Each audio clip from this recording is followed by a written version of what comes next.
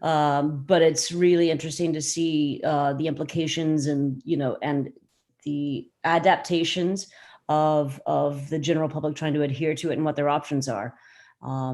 So, it's curious. It's curious. I mean, obviously there's recycling, but when you have to haul your own refuse and or manage it in some way, it really gives you a serious appreciation for what it really takes, because you can't dismiss it, you can't ignore it, it doesn't go away. And so I've been interested in learning about it, and I've been interested in learning that, how the state of Vermont includes educational facilities and their decision-making processes and how they do this. And so, I've had a nice fresh stream of information, but I do miss where we are, and we expect and hope to be back in September in hopes of some form of school participation of some form. And that's sort of my current tense, but I'm glad to have this refocus. I think it's time. I think I'm really excited that we can reconvene and do so.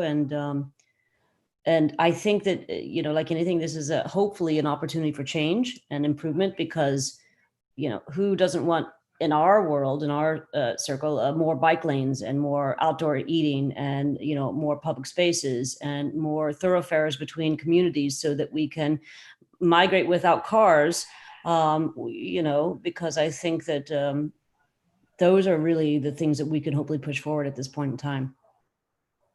Yeah, I totally agree with that. Actually, it'd be interesting to get your Vermont experience, more in depth when you get back, because living in that kind of environment, and especially to your point, not having anything curbside, where we take everything for granted, you really have to think about, where is this going? Because I'm bringing it, wherever it's going, I'm bringing it.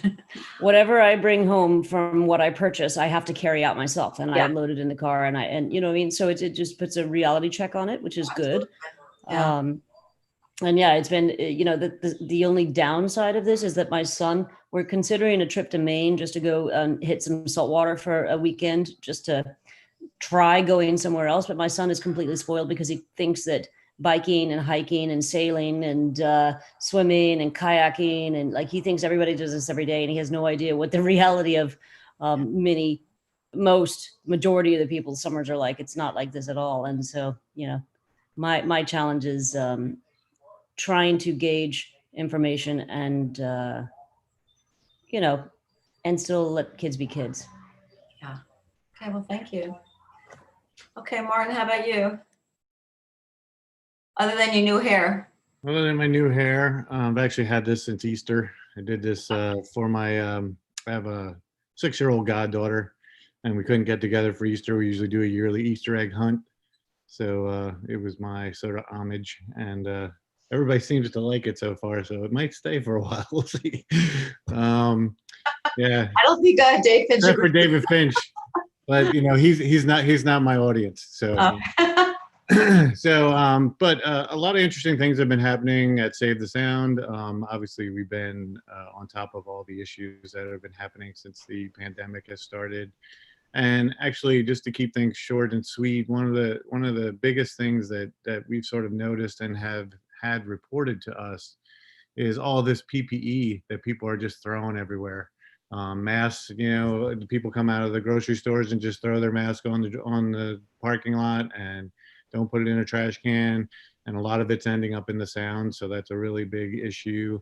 And the other thing is, because of all these graduations that are happening as single events instead of multiple events, there are a lot of balloons ending up in the Sound, because there are large groups of them being released individually from people's yards instead of like one event happening and then maybe 10 being let go.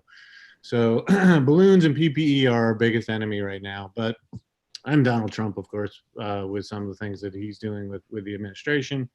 But, my biggest focus, I think, from now through November is just to get people to vote, because I think that's going to be the biggest thing that is going to affect anybody who loves the environment.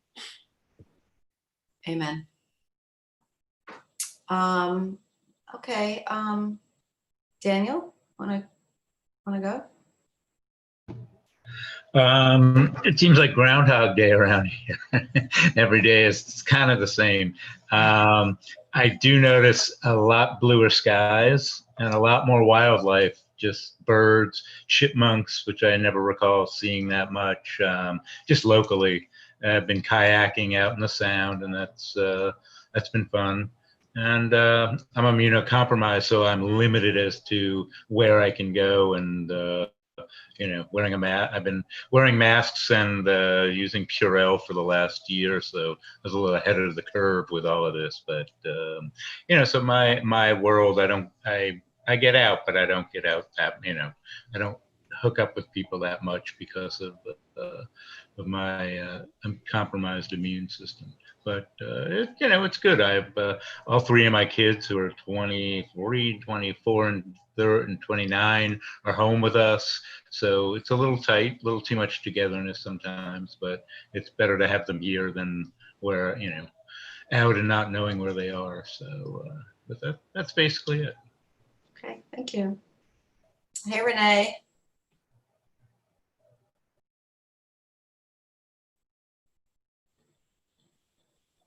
Hi.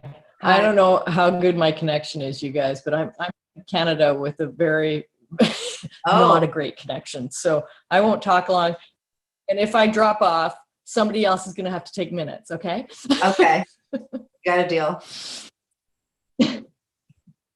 Hoping that doesn't happen. But Okay. anyway, I've been up here for about 3 or 4 weeks. You have to quarantine for the first 2 weeks that you're up here.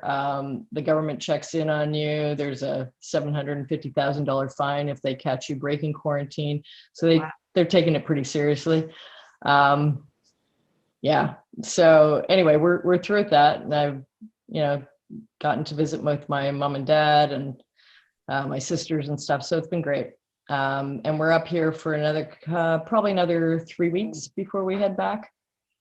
Okay. So I'm feeling like Christy, a little disconnected from the village at the moment, but we'll be back.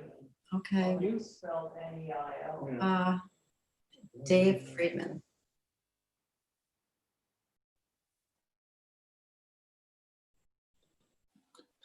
So my big takeaway on this for myself is that I'm working from home and do not miss going into the office at all, which is great for the environment on some level. I'm using fewer resources, I'm driving less, but I'm also not taking public transportation. So I'm wondering if a lot of people end up feeling like I do and deciding they don't have to commute anymore, what's it going to do to the MTA? If everybody gives up their monthly pass and doesn't use the subways. So it's really a mixed blessing, I guess, environmentally, for everybody to be working from home.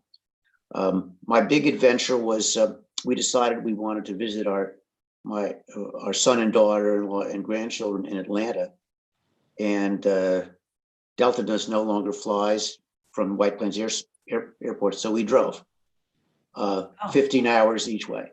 Wow. Same day, because we didn't want to stop anywhere. Oh And the interesting thing about that is through Virginia, you stopped at a rest area and everybody was wearing their masks and being very conscientious. And you hit the North Carolina border and it was like a free for all. You went in, places were filthy, nobody was wearing masks. And it was really we're living in a little bubble up here where people are wearing masks much more conscientiously than at least a lot of other places in the country. It was pretty shocking to me to see that.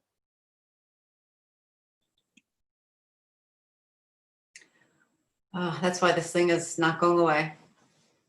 Dan Natchez, you want to say hello and give us some impressions? Well, the village is, the world may have slowed down, but the village has had to pick up its pace to keep in pace and keep everything in place. We've given out over thousands of face masks. I think the board has been working harder now than we've ever worked, and with more and more meetings. And I got to tell you, Zoom is a real issue for those who are electronically challenged like myself. But otherwise, things are good. Environmentally, I'm getting out, enjoying the water as much as I possibly can.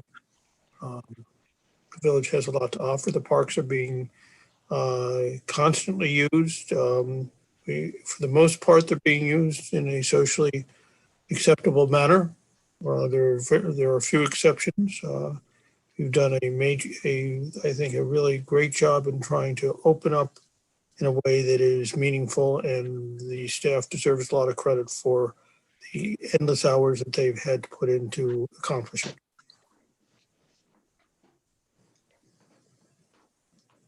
Yeah, and it's nice. I haven't been on the avenue yet for outdoor dining, but I've seen pictures and that's nice to see.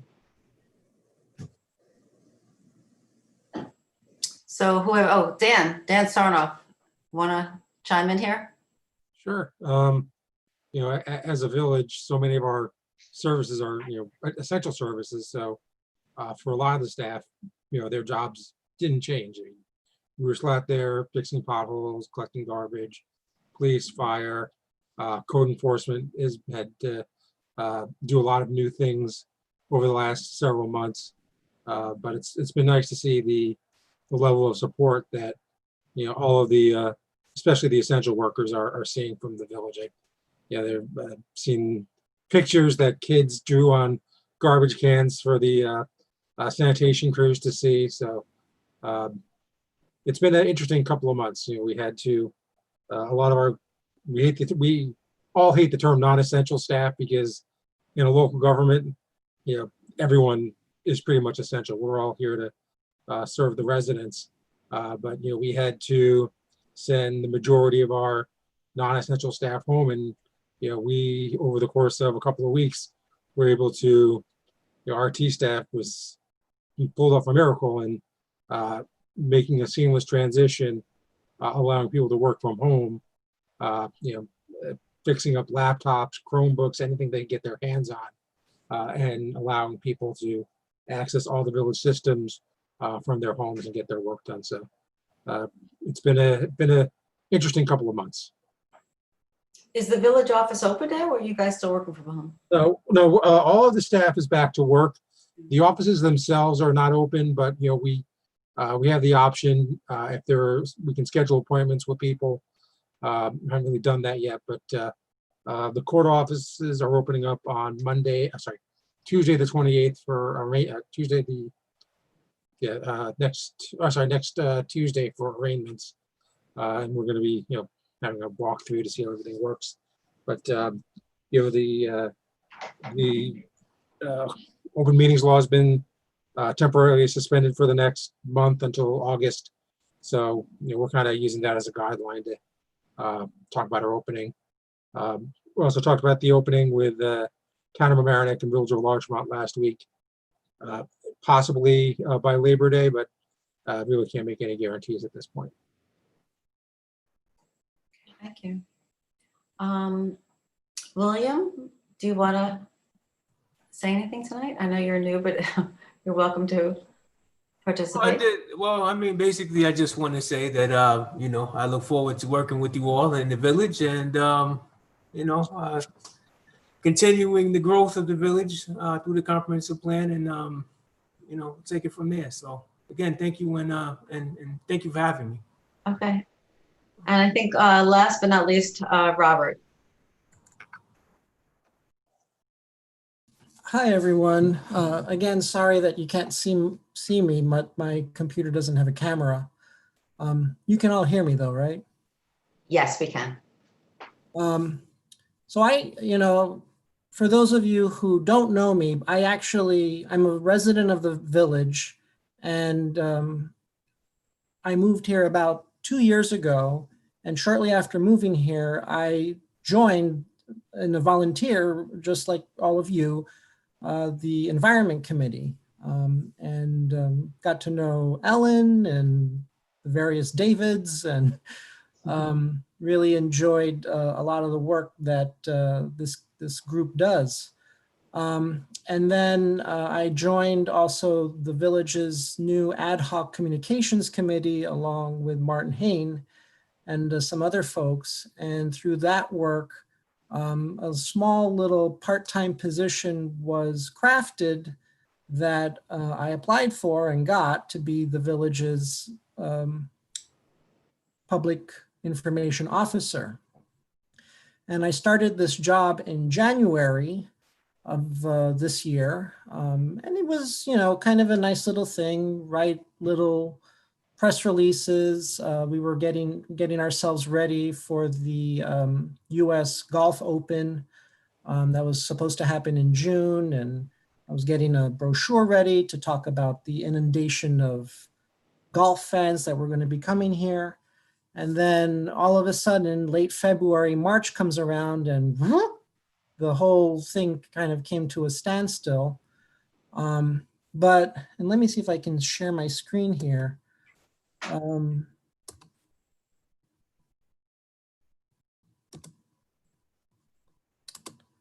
Since the village and since we went into this, pandemic period, we were just kind of pushing out messaging after message pretty much on a daily basis. And this was a lot of the stuff that I did about, parks, garbage pickup, things that I had no idea I would be getting involved with when I started this job. We have a very lot of information that we've just been pushing out into the public about,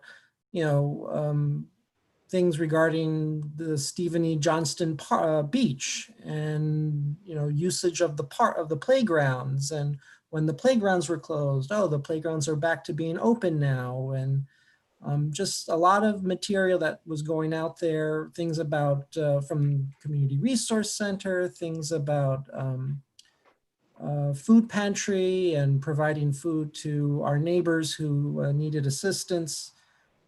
So it was just a really kind of experience for me to kind of get a sense of how this community was dealing and handling the coronavirus pandemic.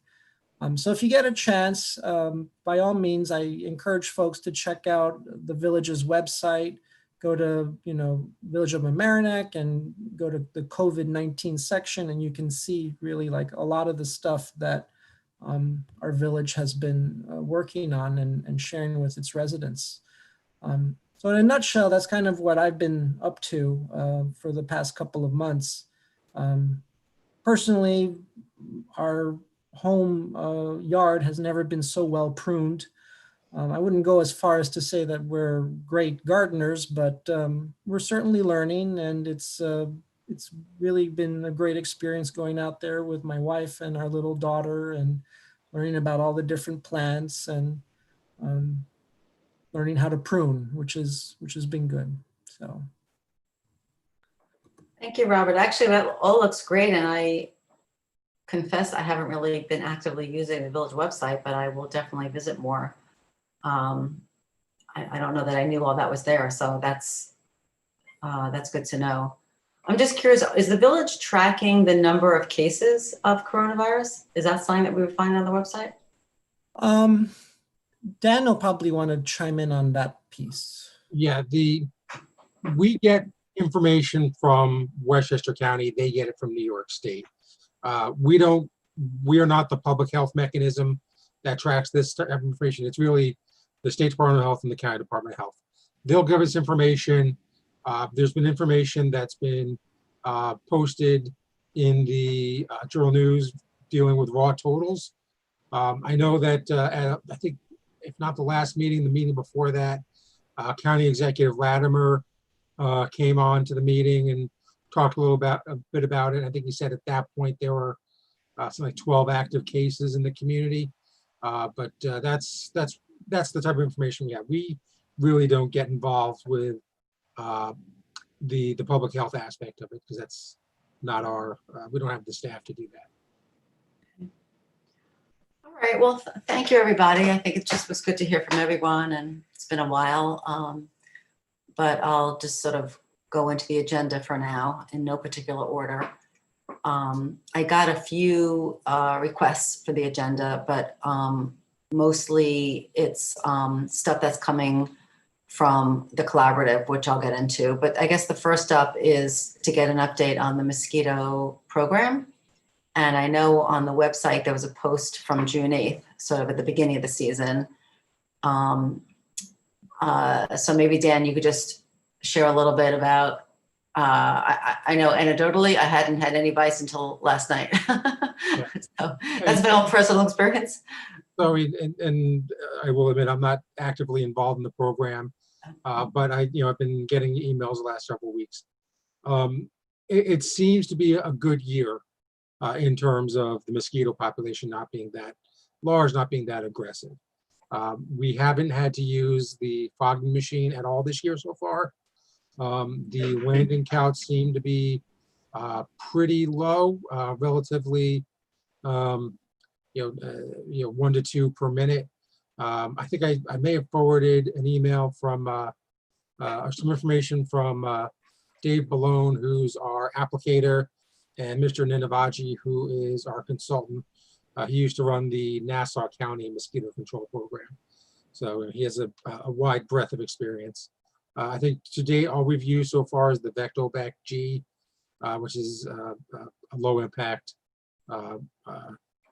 product. We applied the larvicide in the catch basins at the end of May and early June.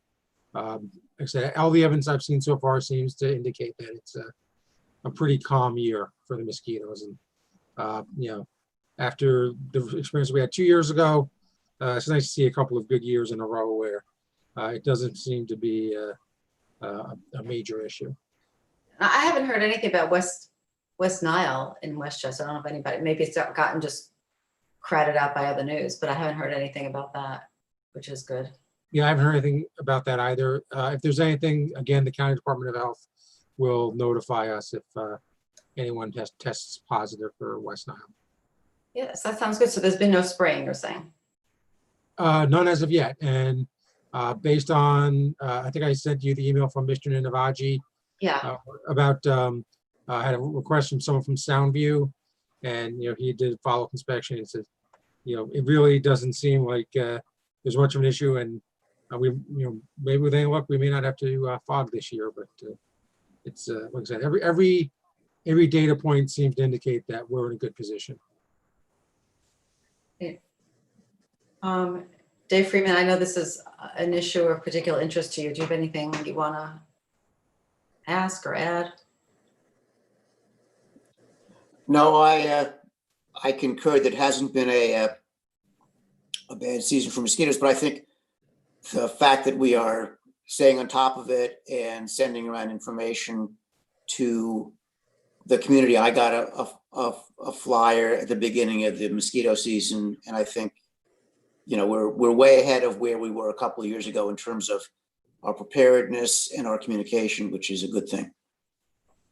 That's a result of a board policy that they established a couple of years ago, requesting that at the beginning of each season, we notify the residents in the areas that we treat. So this is the second year we've done that, and I think it's a good way to advise the public of what could be happening over the course of the several months of the program. I have a quick question. Dan, were the catch basins cleaned out and stuff this year as well?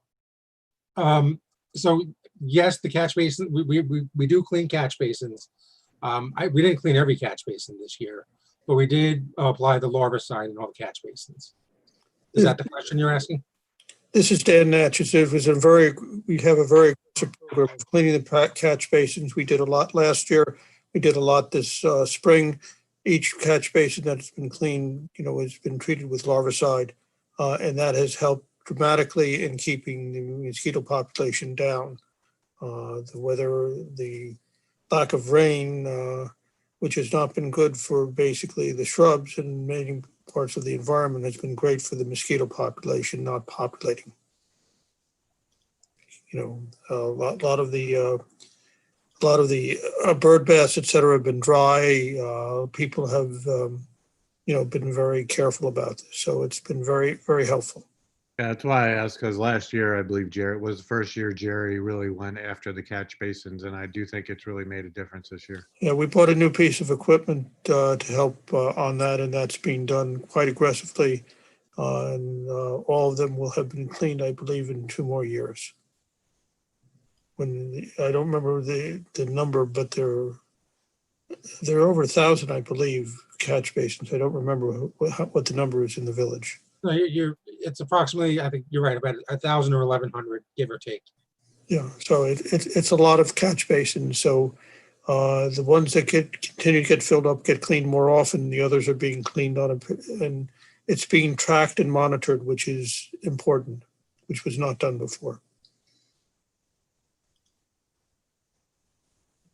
Just on a tiny side note, and not to carry on too long, but the property that we're on here in Vermont, we have the state and the local governments have a lot of restrictions on shoreline protection. Our property merges with a river, which then merges with a lake, and the Wetlands Association that well, the wetlands controls that the state of Vermont has no issue with the mosquito dunks, which was very encouraging because I'm now using them personally on our property. But it's just reinforcing to know that it's not a hindrance and more than, you know, they support its usage, and that's great.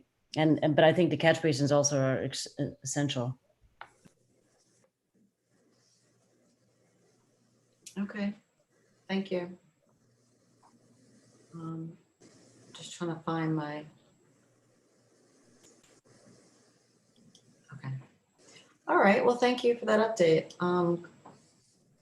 Good news on that. So Mitch Green, who runs the Sustainability Collaborative, I know some of you are more familiar with it than others, has reached out to me a few times this summer, really trying to make, you know, the collab more, you know, more of a collaboration, basically with our environmental committee and with the Larchmont Environmental Committee. And I think that's all positive. So he is asking for us, whoever can, and I will attend their next meeting, which will be on August 6th. And their meetings are at 6 p.m. And they've been holding their meetings this summer actually out in Memorial Park, socially distanced. So I will, when I get more information, send it around. But if anybody wants to attend, everybody's welcome. And it's August 6th. And they basically, you know, I think that they've done amazing work on a lot of different topics, some of which we've focused on, and some are new topics for us that we may want to get more involved with. One of which is 5G. So I'm sure most of you know something about 5G. And while, you know, it'll maybe make our life better in a lot of ways, I think there's a lot of, you know, health risks that people are worried about. So they formed a subcommittee, and 3 people have done just amazing work. And I forwarded everybody the documents. They put together a 3-page Q&A, just, you know, questions and answers about, you know, what is 5G and what are the potential health risks and what are other municipalities doing. So that's a really interesting read. I recommend everybody look at that. They also sent along a resource document, which is pages long, and just, you know, clicks on videos or articles or interviews, you know, all around this topic, just really getting immersed in it, understanding it. And then the last document that was sent through was a model wireless telecommunications ordinance. So it's basically just sort of a template of if we were to try to adopt something. So I had asked Dan, and he sent through what we have sort of in our code now, which dates all the way back to 2002. So clearly it probably is time for us to relook at that, because a lot's happened in the telecom space since 2002. I think that was pre-iPhone. So, you know, it's just looking at what our requirements are for, you know, antennas to be put up in buildings, near schools, near residences, because 5G, by the way it works, is, you know, smaller antennas that are more closely grouped together. So more of them. And I actually did a webinar a few months ago about 5G, and it was definitely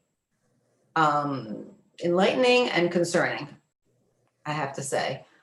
So I just want to put that out there as, something that the CoLab is really focused on. A lot of other municipalities are focusing on it. Some have already gone so far as to put in place ordinances. But if anybody's interested in just attending that meeting or being on this, subcommittee working group, just shoot me an email and I'll put you in touch, with the proper people for that. But I do highly recommend you look at the materials that I sent through. You'll learn a lot. Anybody want to comment on that or ask a question before I move on? Okay. The next thing that they're focused on are leaf blowers. And this is something that we've all focused on ourselves. So we've had many meetings where we've talked about leaf blowers. Mark Carell, our former committee member, was really, at the forefront of that. And so they really want to pursue, legislation that's uniform across the municipalities, in the town of Mamaroneck, Village of Larchmont and Mamaroneck. And, basically they want to ban gas-powered leaf blowers, over a number of years and be stricter about the time frame that any leaf blower can be used.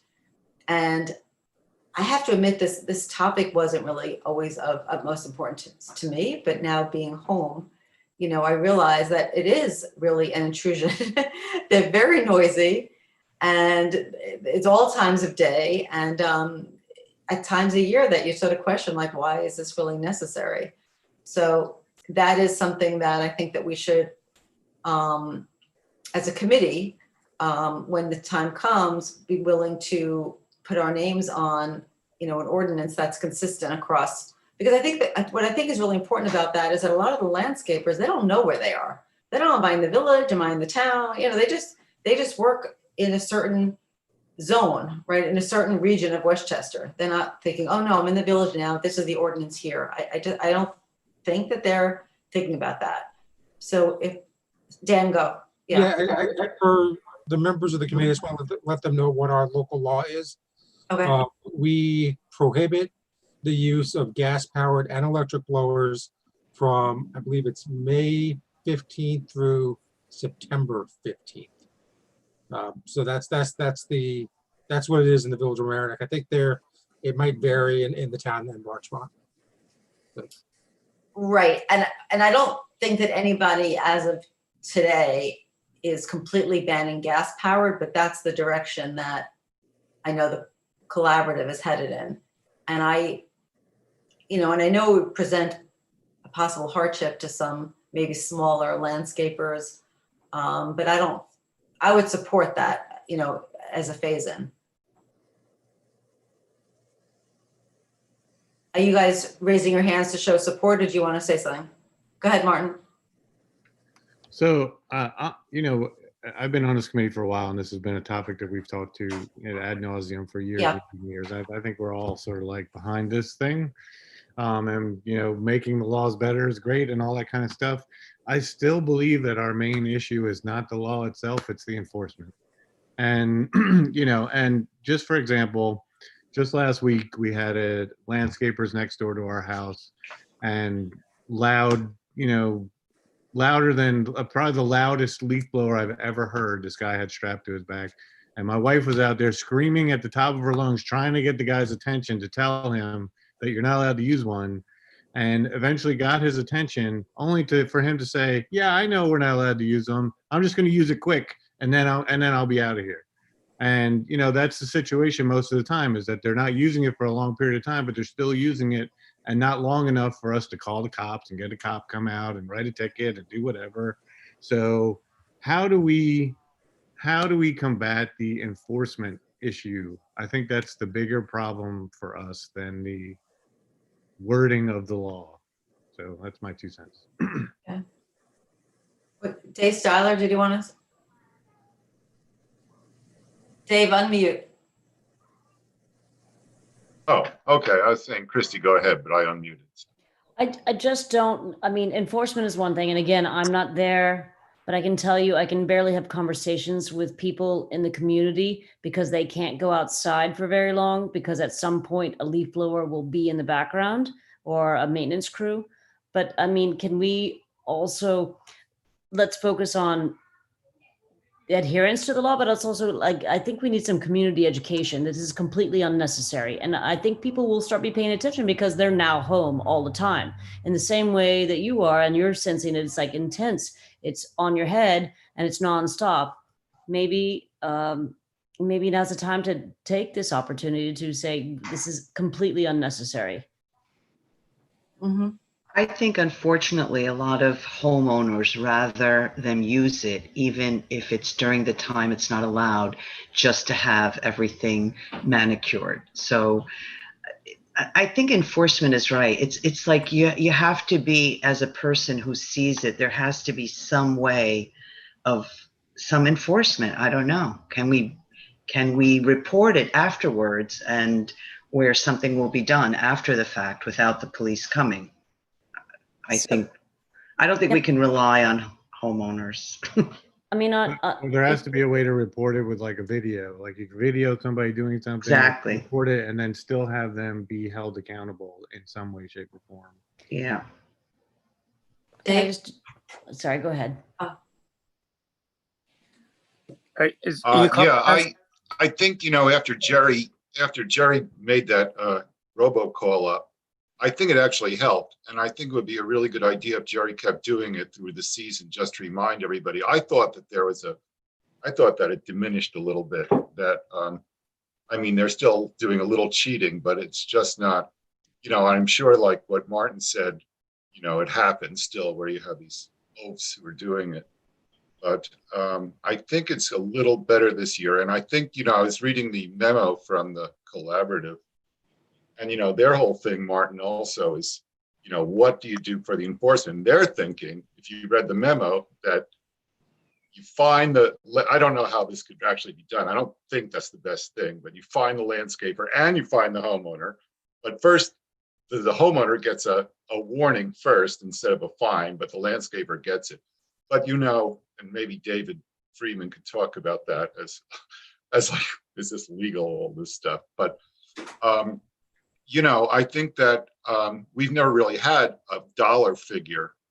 And did Jerry, Dan Sarnoff, did Jerry put in a dollar figure for the fine, or Dan No, Natchez? I think it's in the code. It's probably $250, but I can check. I think when David Finch was trustee Finch, we amended the leaf blower law, or maybe it was before he was on the board, and we can fine both the company and the homeowner. That's what our code allows for. Huh. But again, as you're all bringing up, it's the enforcement is always the sticky wicket, and it's the same issue in most every community in Westchester that has a leaf blower ban. What do we do in terms of educating the landscapers? Do we have a program to do that? I think we generally give warnings, but I mean, I can follow up on that. I'm not talking about ad hoc warnings. I'm talking about, do we have any kind of organized program to advise landscapers who work in our community about these restrictions? We talk about, but it's not been done. I know about it. I can just chime in a little bit here on this point. So, and you know, this, to my knowledge, I don't think this was done before, but in the e-blasts that were coming out from my desk, as well as through the village's social media channels, I was putting up announcements about the leaf blower ban about a week, a couple of days, the day before, the day of, and even afterwards, saying the same message over and over again, that this law is going into effect. I just sent out the link, actually. It was from May 15th is when it's leaf blowers are prohibited, and it goes until September 30th. I can't, since this is the first time that I've been kind of being the village's voice and getting this message out there, I can't compare it to what it's been like in the past, but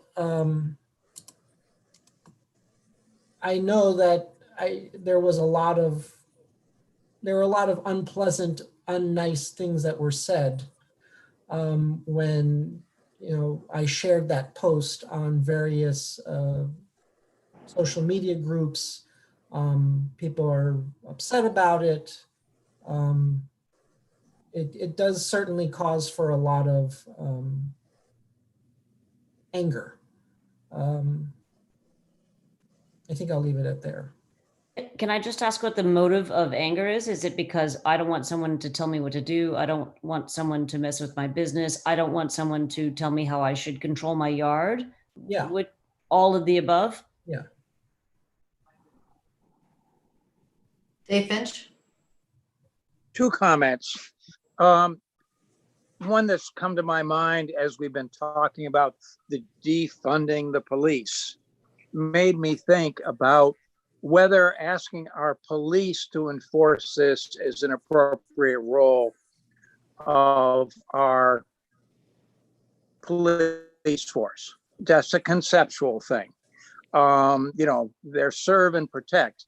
I'm not sure enforcing a leaf blower law is something we should be calling, 911 about.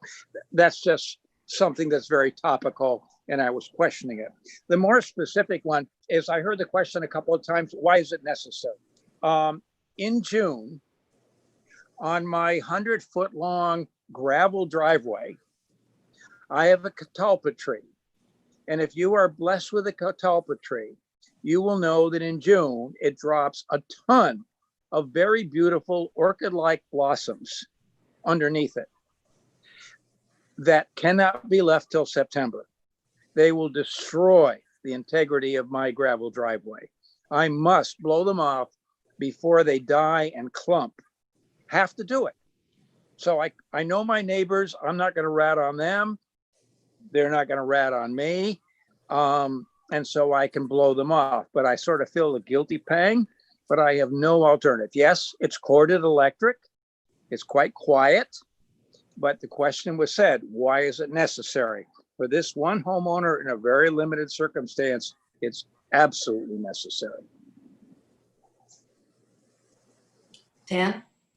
Is the ban on gas only or electric and gas? Everything. And gas.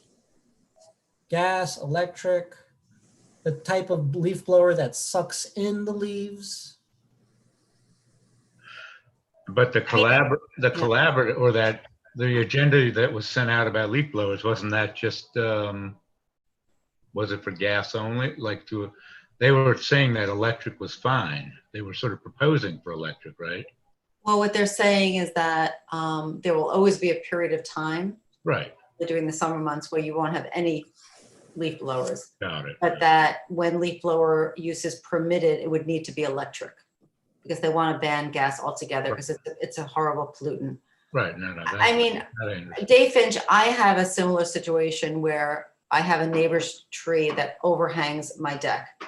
And also in the month of June, I don't know my trees as well as you, but stuff drops that if we didn't do something about it, it's so insidious and it gets into a powder and we would just be sneezing our heads off all day long. So we would have no use of our deck whatsoever. So it is tricky because there are specific homeowner issues, but maybe we address that by people gaining exemptions. Maybe rather than it just being a free for all, that there be, legitimate exemptions for limited use, limited time. Because as I said, I have like a 2 or 3 year period with that tree that it's crazy. People should be able to enjoy their homes, right? You should be able to have enjoyment of a deck or a front yard or whatever. But I think that I agree with trying to phase out the gas powered ones because I think that they're horrible pollutants. They're not good for the workers and they're not good for the homeowners. And I just don't know what the cost is to the landscaping companies, and we've heard things about that, the electric charge isn't really enough for them to do their day's work. There are things that need to be considered. So it just, I'm sorry, go ahead. Martin, did you have your hand Yeah, up? yeah, I did. Yeah, sorry, I didn't know if you were calling me. Yeah, I mean, we've talked about this too, whether there would be a way to certify the landscapers or, have a educational campaign with the landscapers so that they're all aware of what's going on. But as I'm telling you, this landscaping company, they knew it. They knew that they weren't supposed to be using it, Right. and they did it anyway Right. because they felt that they could do it in the small enough window and get away with it. Right. That's right. I do think though that a lot of people on this call talked about how during this time frame being home, we spent more time in our yards. We've done gardening. I actually have my first garden, which thank you, Dave Finch, for those starter tomato plants.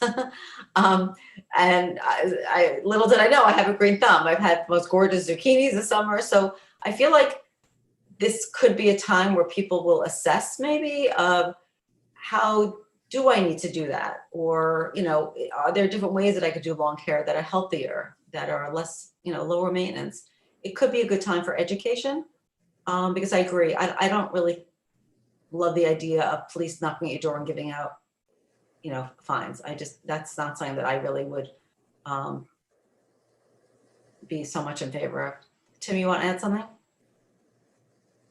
I just want to ask a quick question to those who've been in the group longer than me and know where this came from. Was the original, the ban, the May to September ban, was there an underlying environmental issue that it was addressing, or was it a quality of life, like in the village, reason to have them banned during the summer months? There's a little of both, actually, because people have their windows open, so it's blowing dust into your house and all kind of particulates and things like that. That's the health part of it, but it's also the noise because you have your windows open during that span.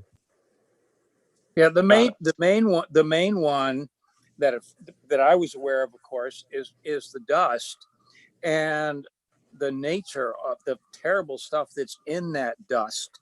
That affects children, affects asthma sufferers. And it doesn't matter whether it's gas or electric or whatever, it's still the dust. And that's a strong determinant.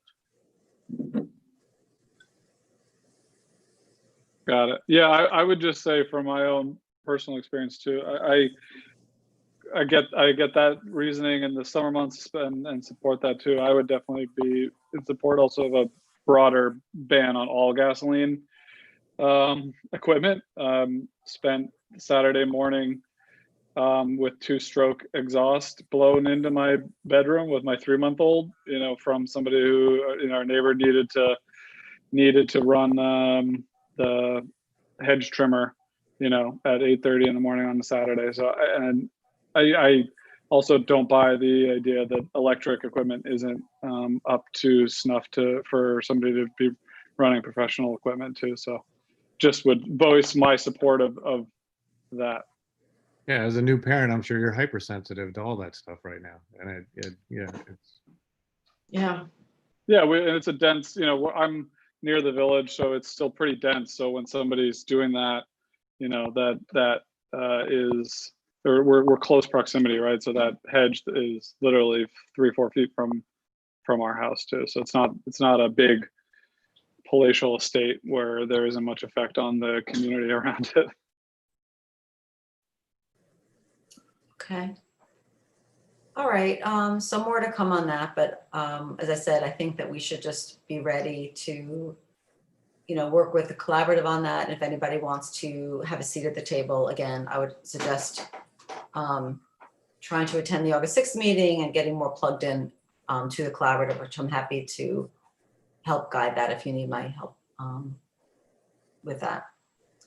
The last thing they asked for our involvement on, which I'm less clear, is I guess, we've we're in the midst of doing our comprehensive plan update, which, by the way, Neil Desai was not available tonight because we did invite him to the meeting.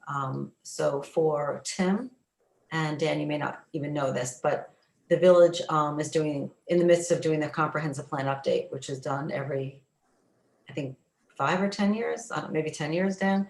And there's a chapter on sustainability that we've been quite involved with, especially Dave Friedman. So we want to get an update.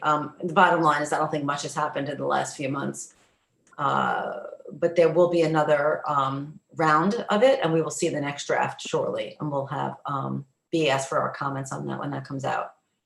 So stay tuned for that. But anyway, I think the town of Mamaroneck they're embarking on their comprehensive plan. So they wanted to just talk about ideas about, you know, schools, housing affordability, Boston Post Road. So these are big issues that maybe are just not, you know, contained in the town because it over, you know, spills into the village as well. So happy to, you know, work with them on that, or, you know, Dan and Jerry, I'm sure they'll come to you for thoughts and ideas. Okay. And then just next was something that I sent something around, I think a week or so ago, that I had been walking from my house to the harbor and just noticed so much trash. It was low tide. I noticed so much trash, you know, down into the harbor, and it was upsetting. And so I reached out to Jerry, and probably most of you know Kyle Troy, who runs the Marine Education Center. And so anyway, the Marine Education Center, every Friday at 3:30, they do a cleanup from Harbor Island Park. And so she's very open to, you know, people working with her, helping with groups. So if anybody wants to, you know, get a group together or do something like that, she's very open to working with us as a committee. And I'll probably be working with her. But it was just, you know, because we are out and about and we are using our public spaces more.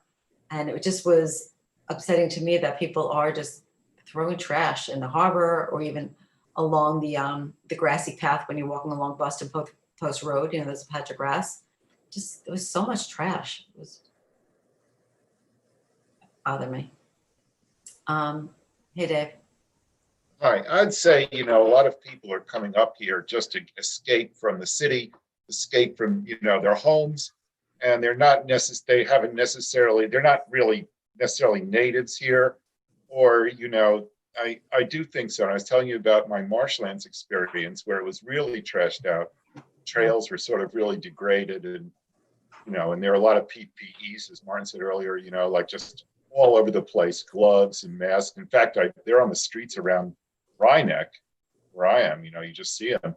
But I think a lot of people just like they run outdoors and they just get out of their houses and they don't have a, you know, they have to take their kids someplace and they just go for someplace, but they're not, yes, maybe in the habit of doing these things. And I think they just get outside and they just don't think about the fact that they're littering. But I do think it's a problem, right?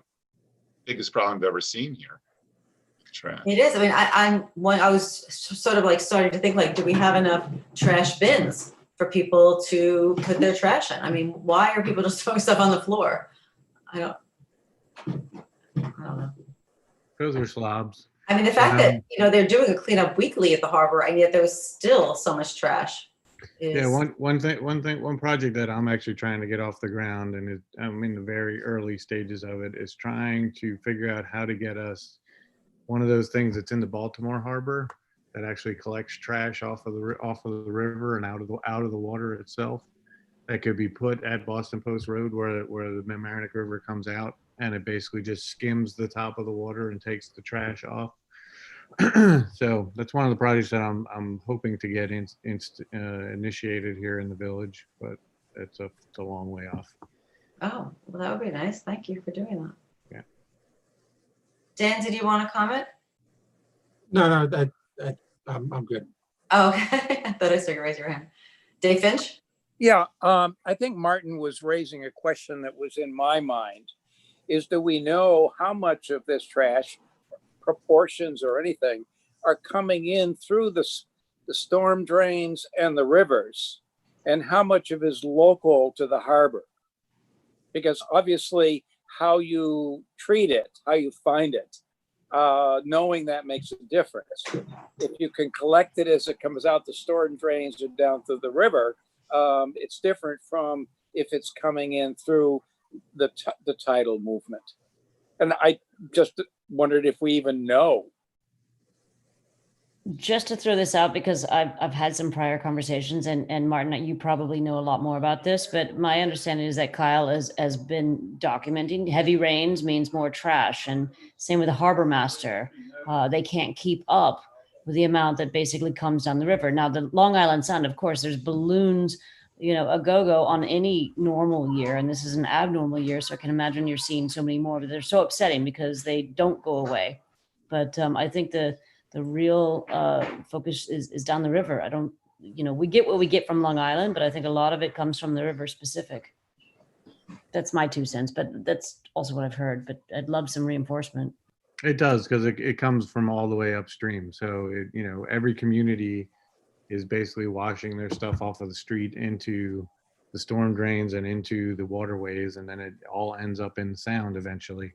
So that's why something right at the mouth of Mamaroneck River would, I'm not saying it would solve the whole problem, but it could make a significant dent.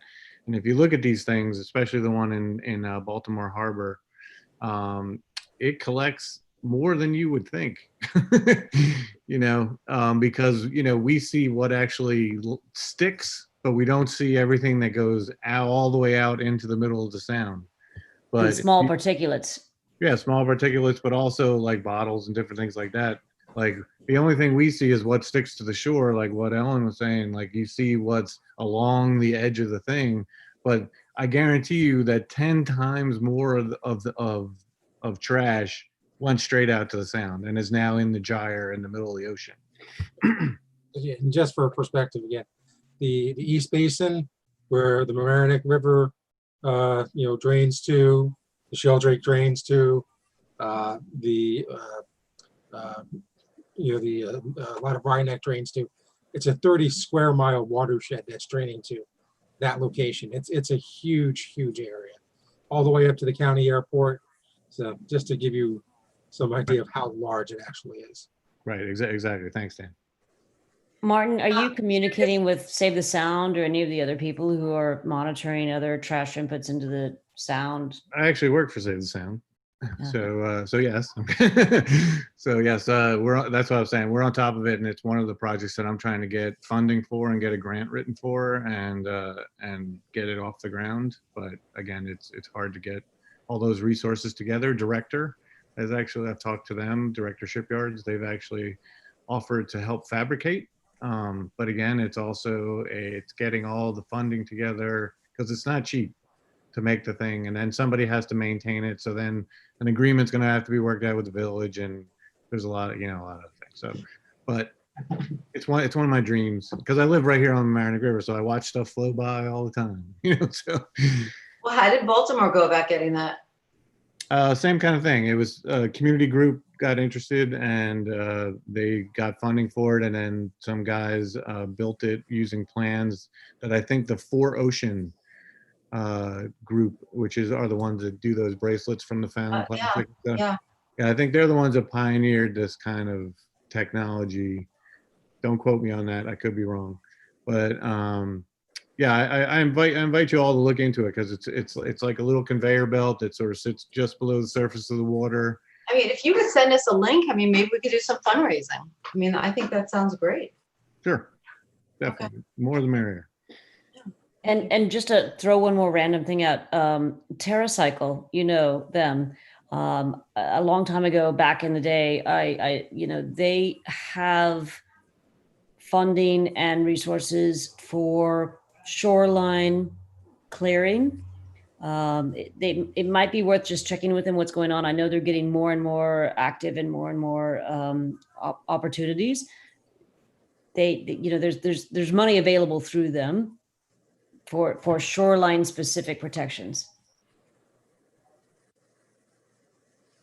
Okay. Thank you. All right, well, the final thing on our agenda is to review the food waste stats.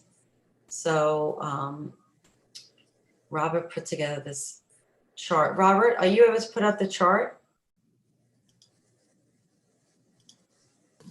Let me see if I can share it here. Yeah, because I don't have screen sharing, but I mean, the trend is sort of, I guess what you would expect is that the tonnage went up during this pandemic. So, you know, you'd expect that people are at home more, they're cooking more, they're eating at home more, and producing. Can you more all see waste it? at home. Are you able to see it? I could see, yes. Can everyone see that? Yeah.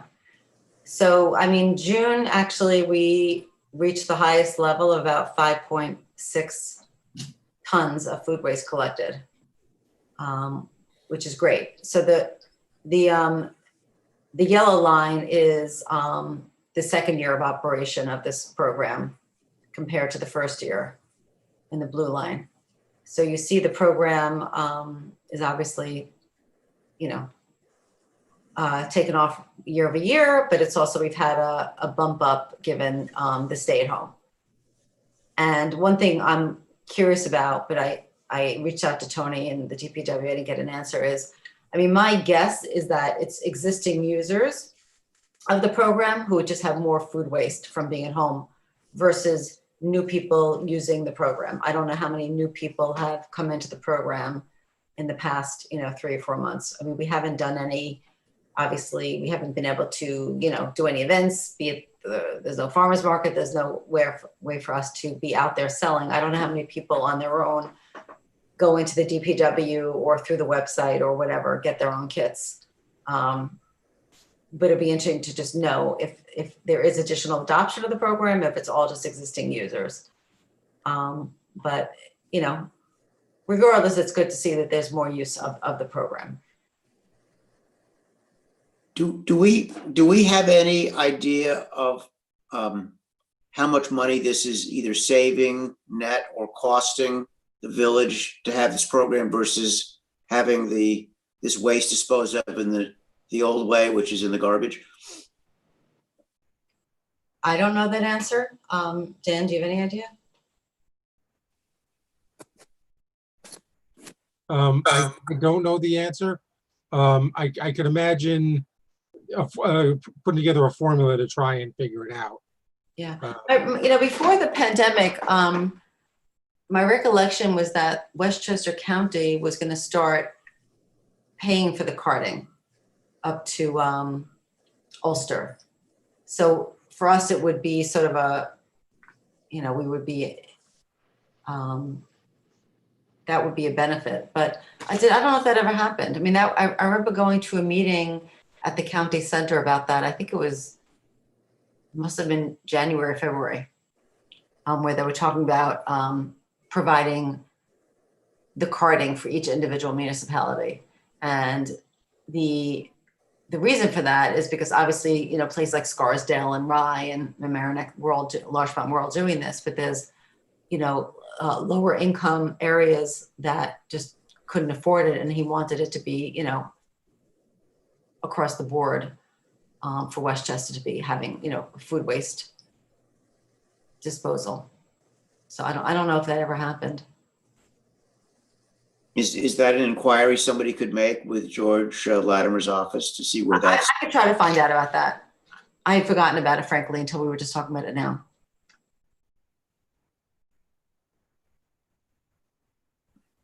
So I just found something about this trash. It's called Mr. Trash. So it's been doing so well in Baltimore that now they have 4 of them. Oh, wow. So I'll send I'll post a link to the chat. Thank you. Oh, could you just send us the link in an email? Okay. Thank you. That would be better. Hey, Robert, I'm not able to see your screen. Is there somewhere else where I could see that information, or is it possible to like just get a screen grab sent to the group after the fact? Yeah, sure. Let me see if I can take a picture of this. Will the, there at the, you know, recycling, will they be going back to normal hours? Or open on Saturdays? If anyone, Dan, do you know? I can talk to Tony. Yeah, especially Saturday. I keep forgetting it's closed. I get there and have to bring it back home. Oh, that's so true. I still take it because, you know, I have a small family, so it's not like a crazy amount. So, Yeah, I love those ASAP guys. It's been a yeah. game changer because every time I drove into that DPW, I would get bird crap all over my car. They saved me trips to a car wash. Yeah. But you know, they're doing. I think they're doing a great service for the community. I mean, I see now. It's interesting because I walk a lot, and I'm seeing. You know, they do their pickups now on Friday morning because the center's closed on Saturdays, and you just see all these bins out on Friday mornings. It's great. Mhm. Well, that's all I had. I don't know if anybody else had anything they wanted to add. Yeah, I wanted to mention the litter because we got an email from someone that said, you know, coming off the highway onto Fenimore, I think that was the one that they were talking about. There was so much litter. And I wonder if there's any way we can address it, or if, you know, the village can, or do we want to kind of try to put groups together to do some cleaning in other areas? Everyone's complaining about the litter. Maybe we can do something. I don't know exactly, but if anybody has ideas, you know, with the PPE and, you know, I mean, I mean, with the highway, it's a little bit difficult. Maybe Dan, you can have them check it out. Did you see the email from a resident saying that there was such a buildup of litter? It was off the 95, correct? Ellen? I think so. That a resident emailed the CFTE, right? Right. Yeah. Saying, I don't believe I got it. I mean, I may have, but if you want to forward a copy to me, I'll take a look at it. okay. Yeah, let me see. Do you remember that person's name, Maria? Let me see if I can see it here. They sent it to us. It was litter from our village. I don't know if that was, oh, no, that was you. But it's in here. They wrote it to the Committee for the Environment, so I'll find it. Yeah, I can Yeah, go and back to that too. That sounds vaguely familiar. Yeah, here it says Christopher Marone. What's the name? Christopher Marone. And they said the I-95 ramp litter has an enormous amount of litter and is a terrible way for us to represent our community as people travel on and off the highway. Is there any way to organize a cleanup? Okay. So, I mean, the highway, usually, you know, it's the DPW that does it because we try not to go on highways, I remember. But maybe we can organize something. I mean, even if it's not the highway. Right, but I mean, that's a good point. It's like, that shouldn't be. I don't know who's responsible for that. Is that the New York department? State Thruway Authority. It's the Thruway Authority. Mm. Yes. Okay. And they should be responsible. We can follow up. Yeah. I mean, the thing about the cleanup now, Maria, I guess obviously if we wear gloves and all that is, you know, the wanting to actually come in contact with something like a bottle that somebody else drank from or somebody, you know, it's just. Well, you wear gloves. I mean, you go to the supermarket, you touch things that everyone's touched. Well, you know, what's the difference? And you're probably not wearing gloves at the supermarket. Whereas if you're doing litter pickup, you're definitely going to wear gloves. Right. You know? Yeah, well, I told Kyle that we could coordinate something. So if you're interested, Yeah, I'm interested. And she said, yeah, she's happy to help us, you know, because she has the, you know, she has the stuff. She has the gloves and materials and whatever, you know, to do the cleanup because they do it all the time. So you're not meaning just the harbor, you're meaning just anywhere. Well, I actually, you know, as I said, it was down in the harbor. It was also like along when you're walking on Boston Post Road, it was on the grass along the sidewalk. And yeah, it was just around the village. Right.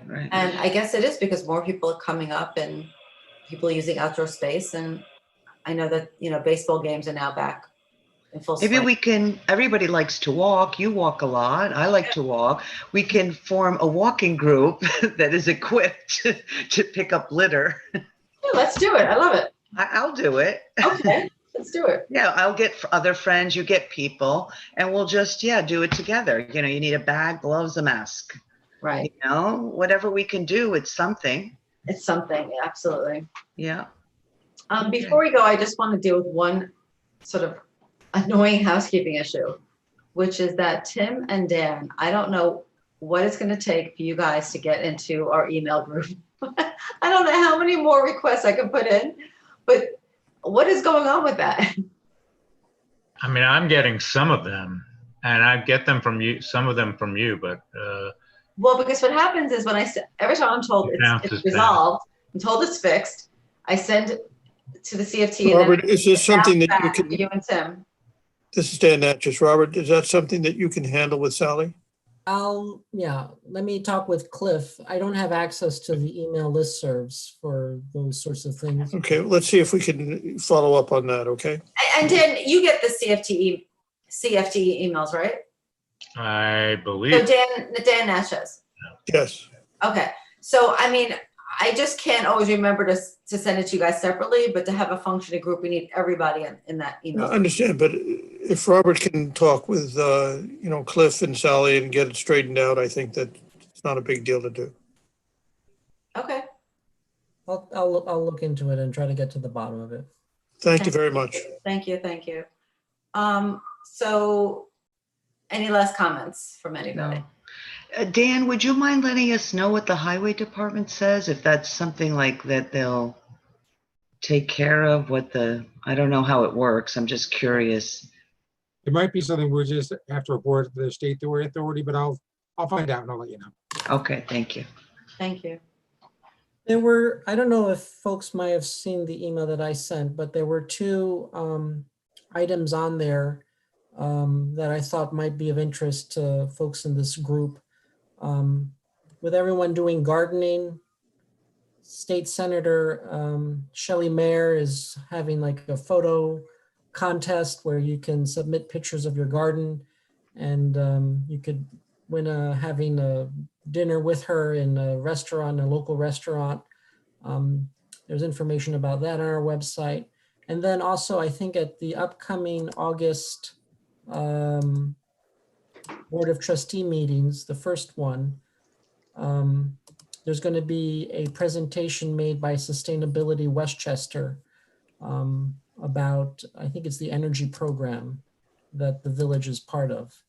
So I just thought that those were two things that folks might be in this group might be particularly interested in. That's all. I remembered one thing, the community garden. So I've walked by there and I see there's quite a few still plots left. And I knew someone that was interested.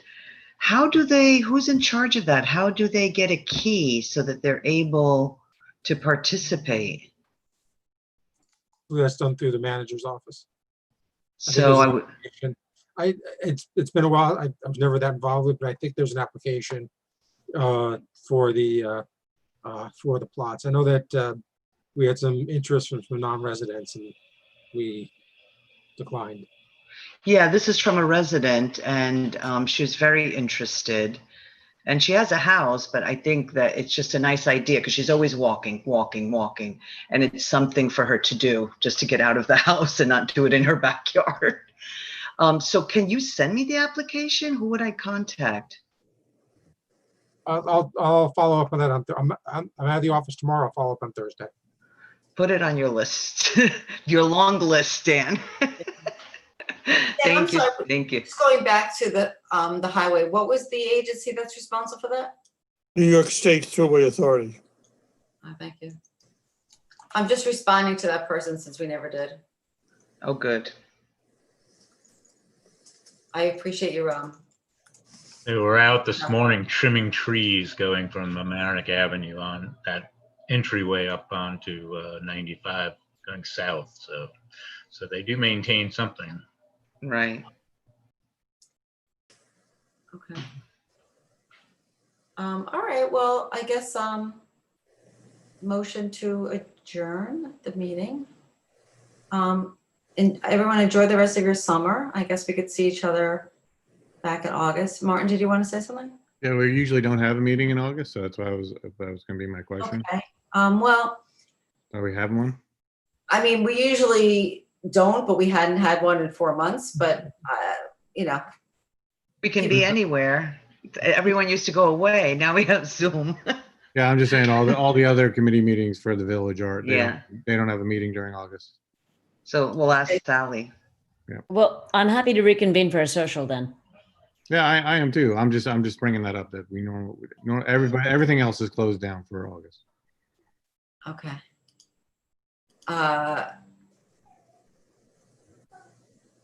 So I'm indifferent. I mean, this was very easy. We're ending early. We can meet, we could not meet. I think That's it's up to Sally probably and Okay. them to decide. So Robert, you could let us know if we're scheduled for a meeting or not, if we should just push it off to September. It's up to you guys. If you want to have a meeting, you can have a meeting. If you don't want to have a meeting, there doesn't have to be a meeting. Well, let's do this. I mean, I'm going to attend the CoLab meeting on August 6th. And if there's something that I think that there's, momentum on, I'd rather not wait, so let's just see what sort of comes out of that. And again, if anybody is around and wants to come to that.